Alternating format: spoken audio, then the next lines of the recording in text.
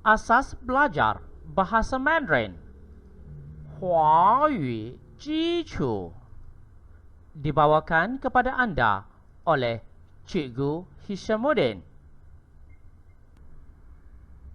Pictograms 象形字 象形字 Pada zaman dahulu kala, terdapat seorang pemuda yang tinggal di negeri China. Dia cuba untuk mencipta tulisan Cina.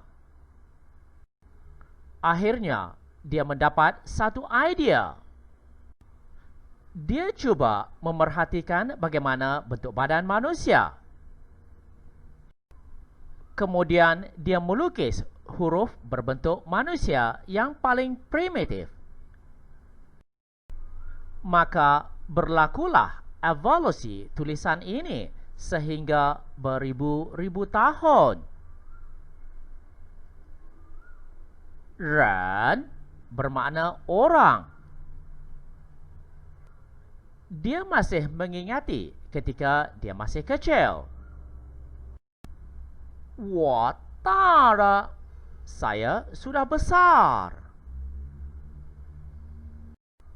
Kemudian dia melukis seseorang yang besar. Maka lahirlah huruf ta bermakna besar. Apabila manusia mula mempercayai terhadap Tuhan, maka Tuhan digambarkan seperti seorang yang besar di langit. Mereka mula menyembah Tuhan. Dia memikirkan bagaimana untuk melukis huruf mewakili Tuhan. Akhirnya, dia berjaya melukis rupa bentuk Tuhan. Setelah evolusi beribu-ribu tahun, maka huruf Tuhan digambarkan sebagai Tian. Tian bermakna langit ataupun Tuhan. Ren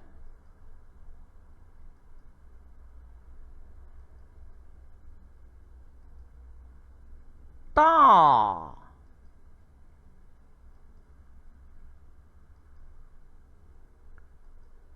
Tian Ren da. Tian sebenarnya berasal dari sumber yang sama. Pada suatu hari yang panas, dia memulakan satu perjalanan. Dia memikirkan, tentunya matahari juga mempunyai mata. Kemudian, dia melakarkan satu huruf yang mewakili matahari dengan mempunyai satu mata. Akhirnya, lahirlah huruf R. R bermakna matahari. Setelah kepenatan, dia berehat di bawah sebatang pokok.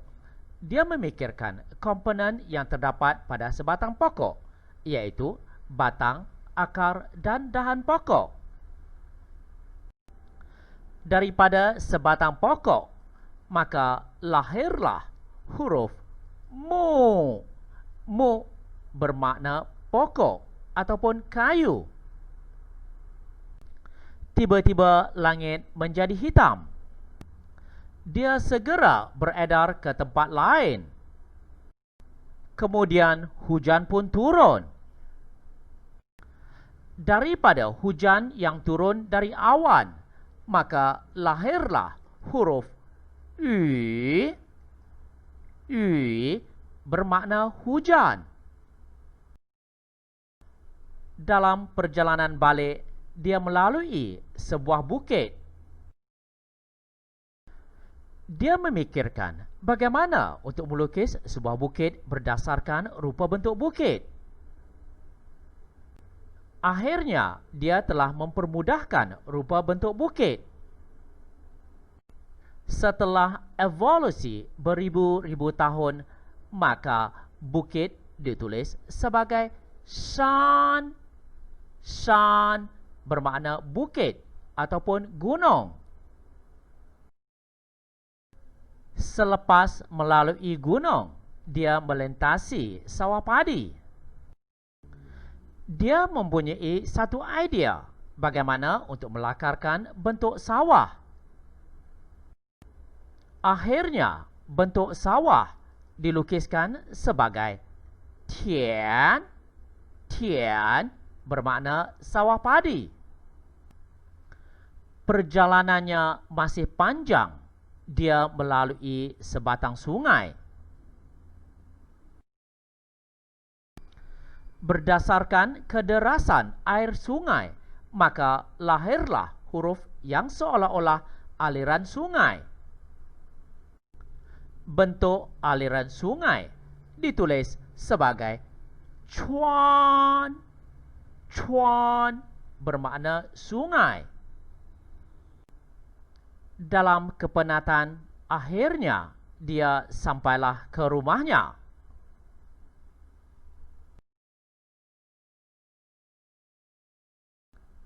Dia masih memikirkan bagaimana bentuk rumahnya.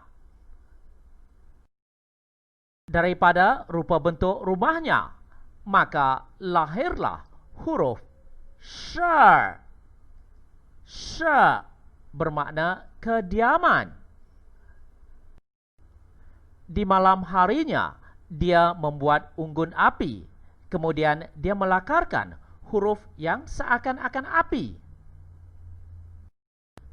Daripada bentuk rupa api, akhirnya lahirlah huruf hua. Hua bermakna api. Apabila dia memandang ke langit, dia mengimajinasikan bentuk bulan. Maka bentuk bulan telah dilukiskan sebagai yue. Yue bermakna bulan. Sebelum dia menutup mata untuk tidur, dia mengimajinasikan bentuk matanya. Kemudian bentuk mata telah dilukiskan sebagai mu. Mu bermakna mata.